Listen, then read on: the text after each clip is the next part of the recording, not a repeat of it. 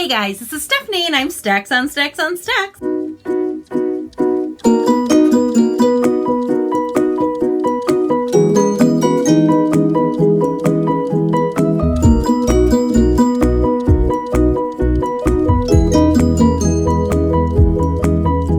Alrighty guys, I'm coming to you with part 2 of my Monday reads wrap up, or I think I'm going to call them Saturday reads because pretty much every day is a Saturday to me right now. I'm lucky if I, put on pants, though I did put on pants today. I even have shoes on. What's with that? And makeup. I think it's the first time I've worn makeup in like months, so you're welcome. Okay, today I'm going to talk about a quick wrap up of the last few books that I read in the last 2 months and then what I'm going to read. And I want to keep this shortish. I don't want this video to be eternal. So I'm going to dive right in. I did read The Silver Chair, which is the 6th book in the Chronicles of Narnia series. Faye with Mystery Date with a Book was doing a readathon with these. I did get this one read within the time. I didn't read the last one yet. The Last Battle. I need to read that one. And then I will do a bit of a wrap up of the series in general. But this one we have Eustace, who is like the cousin to the main characters that you meet in the second Narnia, Lion, the Witch, and the Wardrobe. And I think Polly is the girl that's with him, and she's like a girl he goes to school with. And they have an adventure to save a prince who's under the spell of a witch. Dun, dun, dun. This is probably like my third favorite. I think my first favorite is definitely Dawn Treader. There's just so much that happens. It's such a great book. And then I probably do like Lion, Witch, and the Wardrobe. Like, it's a good one. Oh no, I like Magician's Nephew a lot too. It's up there. It's one of the ones that I really, really do like. So I don't remember the rating I gave this. Maybe a 4-star, maybe a 5-star. Who knows? I'll look it up. Yeah, I think I gave it a 4 stars. So 4-star, fun read. Those are actually really great books if you're ever just like, I want a quick book to read, or even like something to read to my kids. They're great books, and they're obviously clean and everything like that too. Okay, the next one I'm going to talk about is The Address. This is by Fiona Davis, and this was actually a book club pick for my book club, and it's a pretty cover. I like the cover, and I was hoping that I would enjoy it. I did not. I gave it a 2.2 personally and a 2.5 technically. So for me, a 2.5 is middle of the road. Like, it's fine. It's probably not a book I'm necessarily going to keep, but I didn't own it at the library. I don't know. I felt like the premise was interesting enough. I felt like they kind of had a bit of a cop-out towards the end. It was like a, not just dual perspective, but dual timeline. So there was the woman who's helping start this hotel, and she's British, and she comes over to help, blah, blah, blah. And that's in like 1920 something. And then the other timeline is like 1985. There's like an ancestor of hers who is like getting out of rehab. So what's interesting is the beginning of the book, I was way more interested in what was happening in 1920. In the second half of the book, I was more interested in what was happening in 1985. And it didn't connect for me. There was a lot of it that was super convenient. There are a couple parts of it that I found interesting. Like there's a bit on Rikers Island that I was like, this is interesting. But it just didn't blow me away. And with a cover so beautiful, I really did expect to like it a little bit more. I'm not 100% sure what I was expecting, but it was a bit of a letdown, to be honest. Next one I read is Mageau Nia, and this is by Maria Devana Headley. And it's really pretty. I actually have the second one, which I will probably read. This one was one that Serenity and I did as a buddy read. I ended up giving it a 3.0. 3.0, personally a 3.0 technically. It was a good book. It wasn't what I thought it was. I thought this was like an alternate reality book. Like, this girl is really, really sick, and then she finds a way to an alternate reality where she can live, but she won't have any of her friends or her family or anything like that, but she will live. Not quite what it is, but I feel like if I tell you what it is, I'd be spoiling something. So I'm not going to tell you the real hook, but I will say it is a girl who is very, very sick, and then she finds a place, it's not an alternate reality, where she can live and breathe. She has huge lung issues and feel good, but if she chooses to live there, she cannot see her family or her best friend in the entire world, who she of course loves, ever again. And there are parts of this book I like. There's parts of this book that were kind of disappointing. I do want to read the second one to see if it really flushes everything out the way I feel like it should. If the second one's good, it'll probably be a series that I really like. But if the second one disappoints, it'll probably be a series that I will offload. Next I have Mirage by Samoya Dodd. This is so beautiful. I love the look of this book. This one was also a buddy read that I did with Serenity Dawn, and I give it a 3.5. I did like it. And this is also, I don't know if it's a series or a duology, but it is one that I will continue on reading. I don't think the next one is out. I think it's supposed to come out really soon, or it was supposed to come out and it hasn't yet, one or the other. Either way, I did like this. It was very different. It kind of had a sci-fi twist, like people out living on moons and living on different worlds, but it had a very like Middle Eastern vibe to it as well. And then there are like, you know, laptops too. So to me, it was very like, I had a hard time grasping parts of that, because as soon as I'd be like, oh, we're in outer space. Okay. Oh no, we're more of a Middle Eastern Arab-like nation and traditions. Oh, okay. Oh, we have laptops. Okay. So like, I felt I had a hard time grasping the world that we were in. And that was probably my least favorite part about this book. What I did like are the characters. Basically in this book, we have our main character who's taken away from her family. She's like 18, I think. And she is taken away by like the royalty of this, not even world, like this universe, I guess. And she is taken and she doesn't know why. And the family doesn't know why. Then she finds out that she looks a heck of a lot like the princess who's going to be the queen and rule all over this universe or some of the planets. It's a little vague. They are able to change her physically so that she looks more like her, and she basically becomes like her double, her stand-in. So, you know, she needs to go to this place and talk to these people, and she just might like get assassinated. They will send the double and not the princess. So she, at the first half of this book, is learning to make her mannerisms like the princess, learning to react like the princess would react, and things like that. And then it gets a little more complicated, and I think that's the part that I like more. I liked the learning curve. I liked, oh, and the princess is a crap bag. She's a horrible person. You absolutely hate her. You're supposed to, and you do. So I enjoyed that. I mean, I hated her, but I enjoyed the journey of her getting to this point, learning how to be the princess, being the princess, things like that. I totally enjoyed. And of course, complications come in. I enjoyed those as well. What I didn't enjoy is I had a hard time grasping the world. So I will continue on with the series in the hopes that I can grasp the rest of that world as well, because I think if the author can pull it off, it's really going to be a great series. And next I have Dare to Lead by Brené Brown, and I have Daring Greatly, also by Brené Brown. I read these kind of back to back. These were two that I had actually started like months and months ago, and then I picked them up to finish them. Dare to Lead, I gave a 4.0 personally, technically. Daring Greatly, I gave a 4.0 technically, and a 3.8 personally.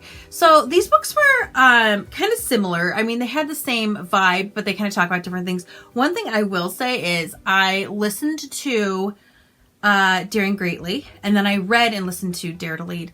Here's the thing. There's so much information in these books. Like, they're so dense.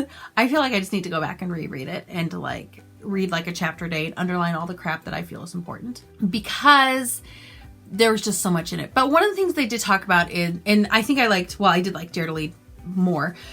They talked about like a healthy leader versus a non-healthy leader. So I own my own business. I have no employees, so I'm not really a leader there, but I have the kids camp that I do run with my leadership team, and I am a leader there. And I just really found myself checking my leadership qualities, making sure that I'm leading with kindness and not with manipulation. And I'm not bullying people into doing what I want, but I'm helping motivate them. So we share motivation so that my motivation and their motivation are the same. So they are doing this of their own volition. They're not doing it because I'm pressuring them and saying, you have to do this. It confirmed that I'm doing some things right. And then it gave me things to work on as well. So it's hard to judge nonfiction books sometimes, because it's like, well, these are facts. You either like them or you don't.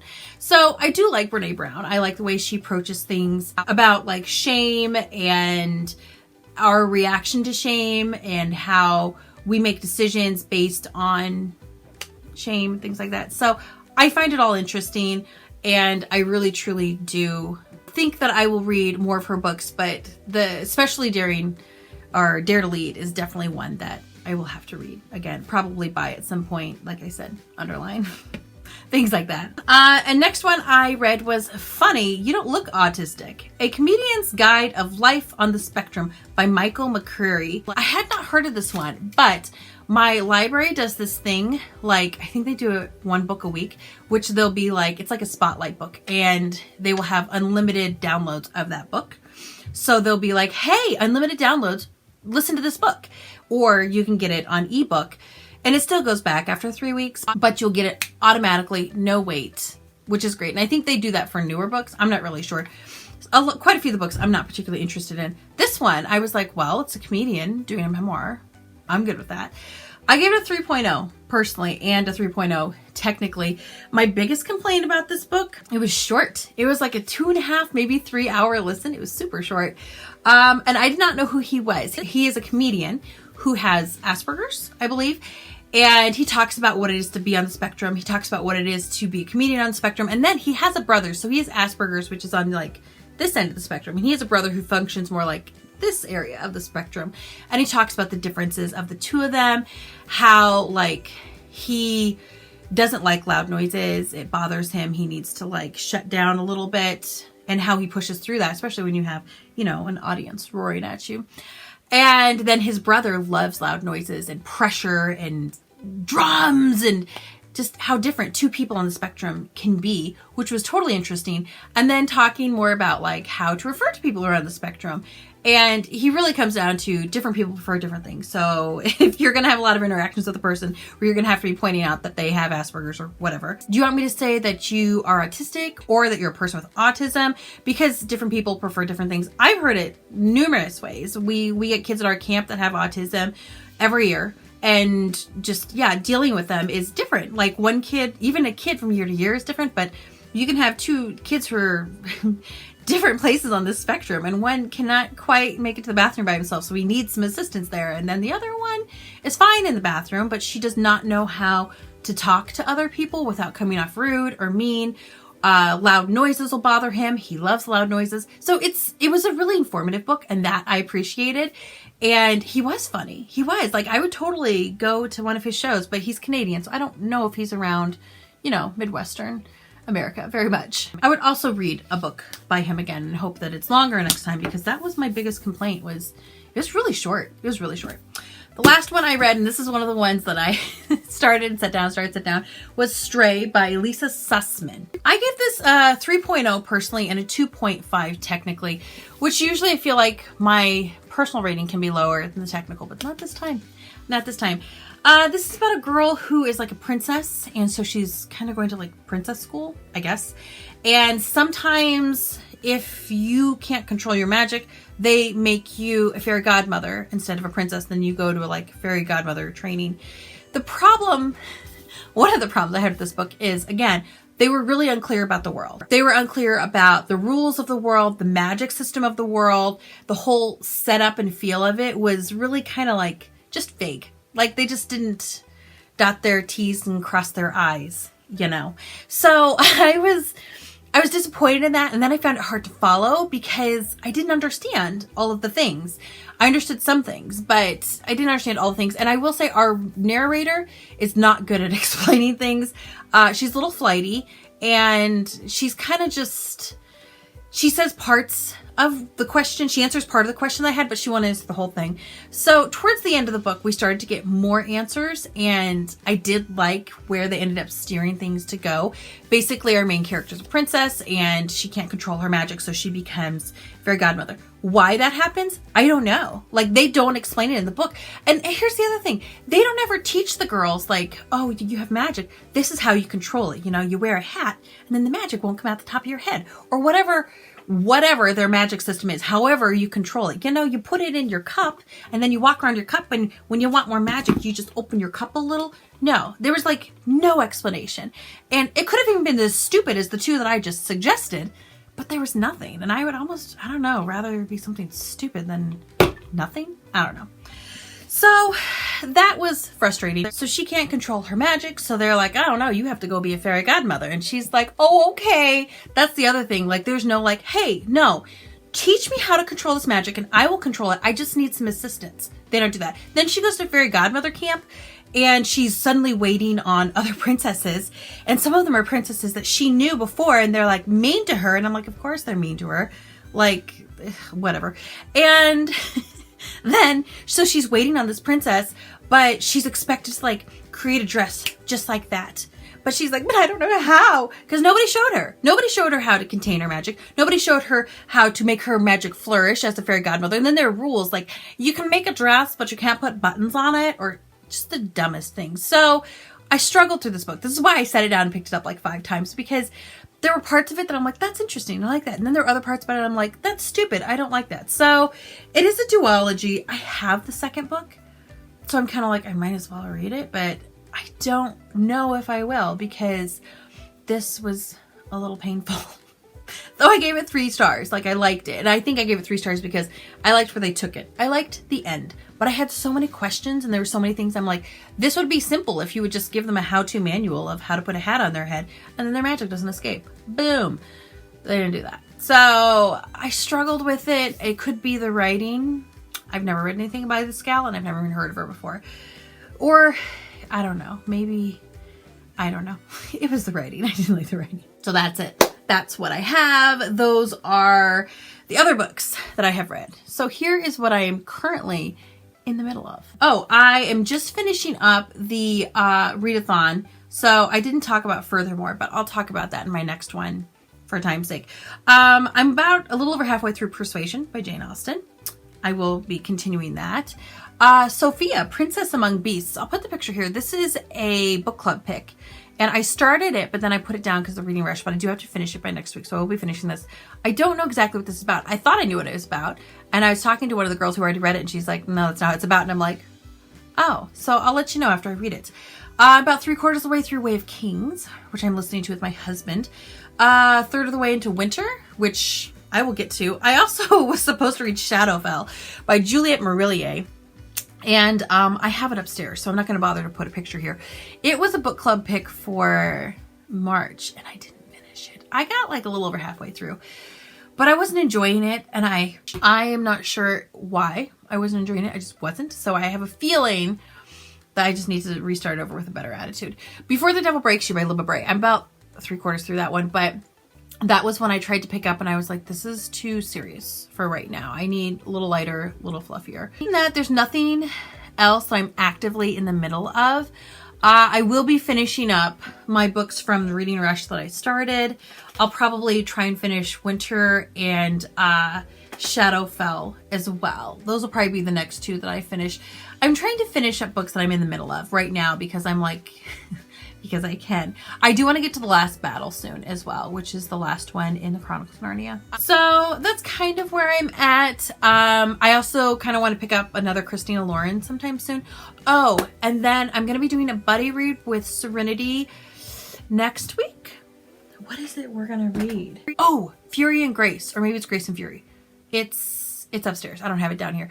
We're going to read that one because I talked about it in a wrap up and I talked about it and said, oh, she told me to read it. And it was great. And she's like, actually, I think I told you I got it and I wanted to read it. And I was like, oh, you haven't read it? I haven't read it. So we're going to read it together. There you go.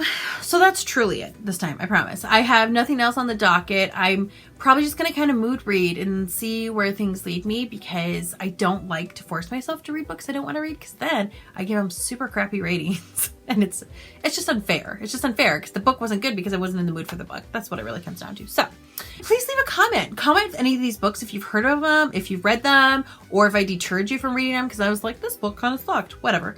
I would love to know. I would also love to know what are you kind of in the mood for in quarantine? Are you like me where you're like, oh, I want to read like more contemporaries or romances or things that are not serious at all because the world's a little bit too serious right now? Or maybe you're just like, no, I love the serious. Bring on the thrillers. Whatever floats your boat. Just let me know about it. I'd love to hear. So comment down below. Let me know. Feel free to like. Feel free to subscribe. All of that fun stuff. Feel free to tell your friends or tell your enemies or tell your neighbor or tell your dog. I do love dogs. Anyway, that's it. Hopefully you guys are having a good day. Keep your head up during this quarantine. It will end. It will end. I promise it will have an end. And at that point, we'll all look back and be like, holy balls, what did we do? And we'll be like, yay, we lived. So let's just hunker down for now and read a bunch of books. I'll talk to you guys soon. Bye.